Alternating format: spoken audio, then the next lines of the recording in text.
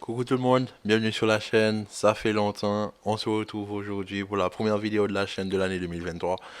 Et quoi de mieux que commencer par une vidéo sur un classico où le Barça s'impose 3-1 en Arabie Saoudite face au Real Madrid pour la finale de la Super Coupe d'Espagne. Et franchement, est-ce que je suis étonné? Non.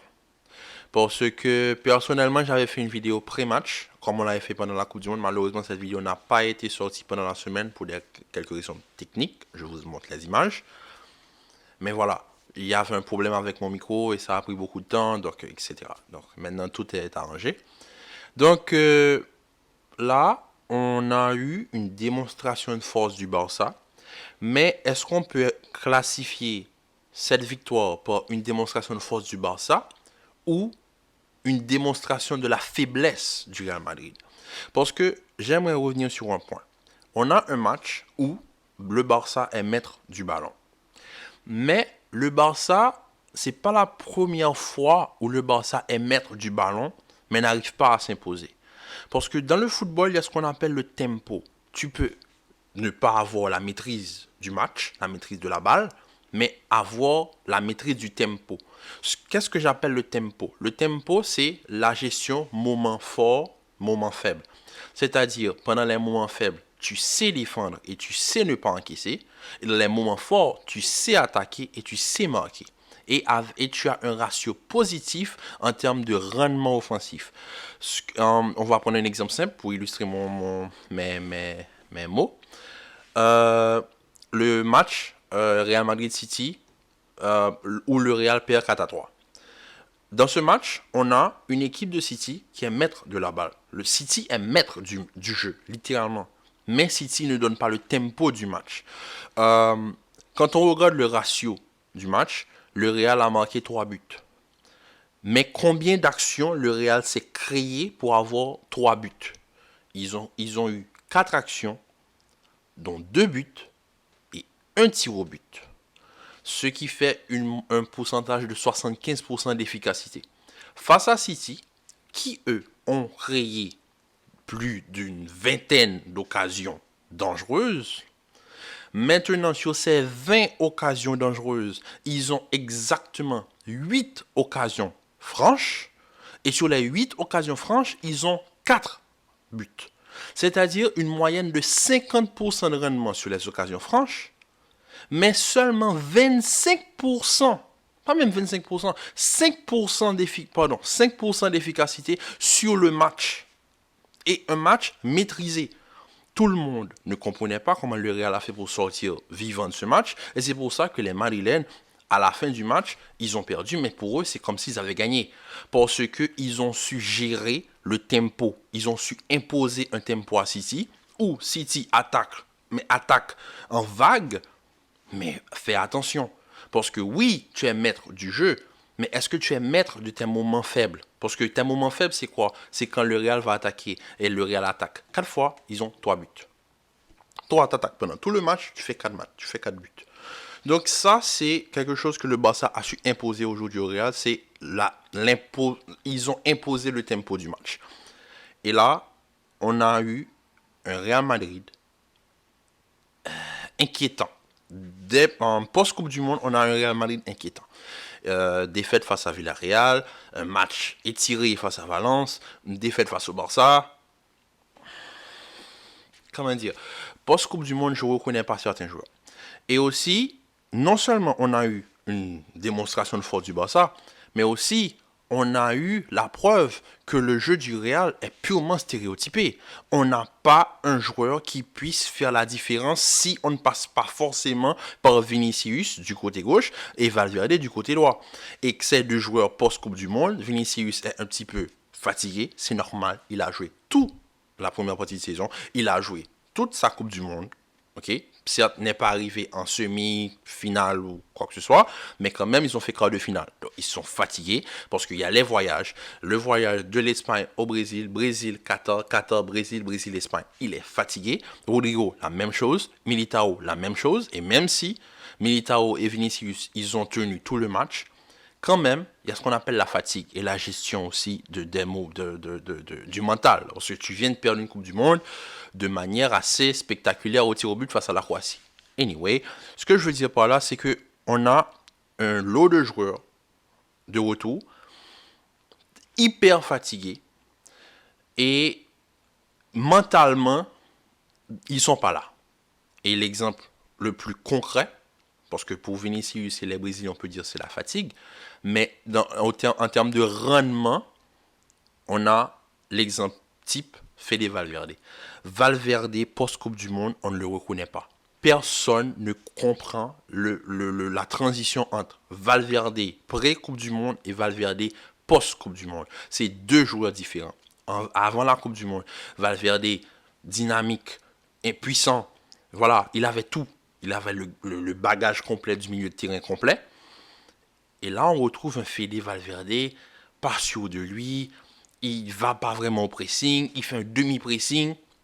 Le Fede qu'on a vu pré-Coupe du Monde, s'il fallait presser jusqu'au gardien, il irait. Il ira au pressing jusqu'au gardien.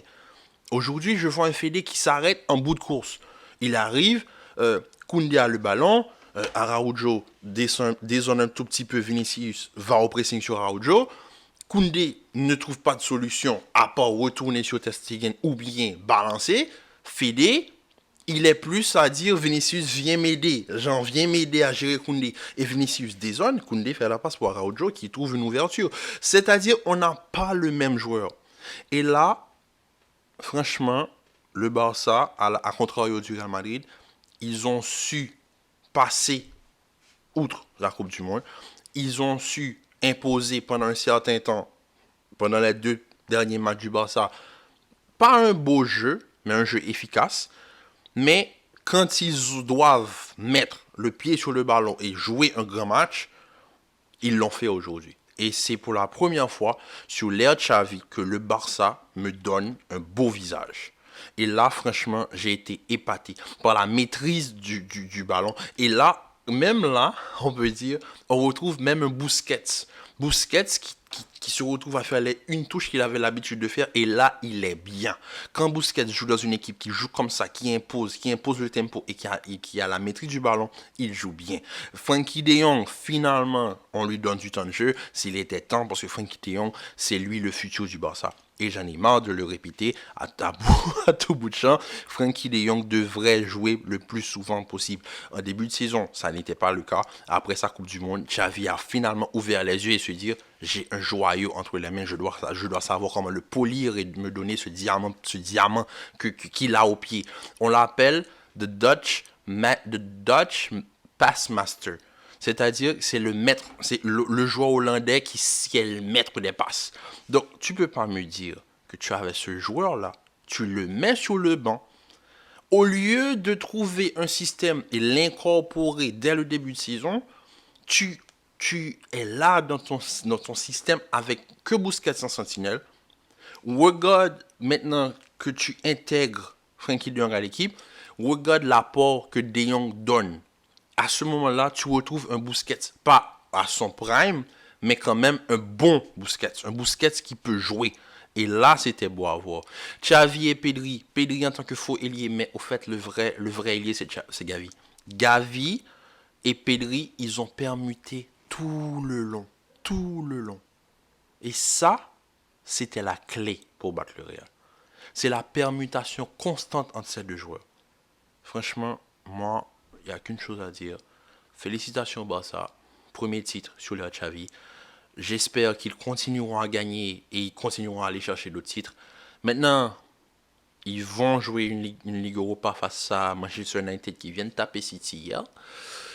La Ligue Europa s'annonce très très intéressante avec Arsenal, premier de Première Ligue, Manchester United, quatrième de Première Ligue, le Barça, premier de Liga. En fait, la Ligue Europa, c'est une Ligue des Champions. Mais vraiment, c'est des matchs de Ligue des Champions. La Juventus, le Barça, Manchester United, Arsenal, et j'en passe. Donc franchement, hâte de voir ce que le Barça nous réserve pour la suite de la saison. Maintenant, le Real, on espère un réveil. Parce que ce match-là, c'est à double tranchant. C'est-à-dire, soit le Barça se réveille et explose tout sur le chemin. Ils font le triplé, Ligue Europa, Liga et peut-être Coupe du Roi, je ne sais pas. Parce que la Super Coupe d'Espagne, c'est par rapport à la saison dernière. Ou bien, le Real chute et il n'y arrive plus. Parce que il y a quelque chose que je ne comprends pas, c'est le niveau que le Real est en train de donner, l'image que le Real donne. Un champion d'Europe en titre, une équipe qui ne change pas, et tu donnes ça comme image. Tu as des joueurs sur le banc. Regardez les sorties de banc. Quand tu regardes le banc du Barça, tu vois Depay, tu vois Franck Kessié, tu vois Rafinha. Il y a du niveau. C'est-à-dire que tu peux dire, ok, Dembélé, je le sors, je mets Rafinha. C'est normal. Tu perds pas en intensité, tu perds pas en niveau, en fait. Tu sors Gavi ou Pedri, tu montes Depay ou qui que ce soit. Tu joues en 4-3-3 ferme, tu perds pas en qualité. Mais le Real, regardez le banc du Real. Il n'y a personne. Rodrigo n'est pas encore à l'état d'explosion, ni d'éclosion, pardon. Rodrigo est encore une promesse. Certes, il a fait certaines choses, mais c'est encore une promesse d'avenir. Si Tchouaméni n'est pas là devant la défense, le Real ne peut pas jouer. Et ça, c'est triste. Mais qui peut remplacer Tchouaméni? Kamavinga ne peut pas le remplacer. Je l'ai dit dans une vidéo pendant la Coupe du Monde. Il y a les postes. Le 6, le 8 et le 10. Au Real, il n'y a qu'un 6. Ça a été le problème pendant tout le long où Casemiro était là. Il n'avait pas de remplaçant. Et maintenant, on a Tchouaméni. Il n'y a personne pour le seconder. On est dans une fenêtre de transfert. Le Real ne se bouge pas. J'espère que ce match-là va être un déclic pour eux. Ils vont se remettre un tout petit... Bon, écoute, ce sont des professionnels, il faut avancer. Ils ont un match la semaine prochaine en Liga. Ils doivent se rattraper le plus vite que possible. Le Barça est en avance sur eux dans la Liga. Ils vont jouer Liverpool en Ligue. Ils sont encore en course en Ligue des Champions. Voilà, maintenant c'est tout miser sur les derniers matchs et tout gagner. Maintenant, on n'a plus droit à l'erreur. Il faut tout gagner. Le Barça, eux, ils peuvent se permettre certains faux pas. La Ligue Europa, en termes de prestige, pour le Barça, ce serait un petit... On va dire, les fans du Barça vont dire que c'est un petit peu dénigrant. Mais quand tu regardes le niveau de la Ligue Europa cette année, ce serait ce serait un trophée majeur pour le Barça, en fait, parce que c'est un trophée européen. Ils vont jouer la Super Coupe d'Europe s'ils la gagnent. Donc, pour moi, le Barça, la Ligue Europa, ils vont la chercher. Ils sont premiers de Liga.